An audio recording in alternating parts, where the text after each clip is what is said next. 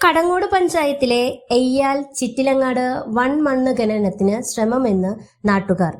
ചിറ്റിലങ്ങാട് കുന്നിടിച്ച് മണ്ണെടുത്താൽ പാരിസ്ഥിതിക പ്രശ്നം ഉണ്ടാകുമെന്നും ഈ പ്രദേശം പൂർണ്ണമായും ജനവാസയോഗ്യമല്ലാതായി തീരുമെന്നും നാട്ടുകാർ പറഞ്ഞു. കടങ്ങോട് പഞ്ചായത്തിലെ 14-ാം വാർഡിലെ ചിറ്റിലങ്ങാട് കുന്നിൽ നിന്നാണ് മണ്ണെടുപ്പ് ആരംഭിച്ചിട്ടുള്ളത്.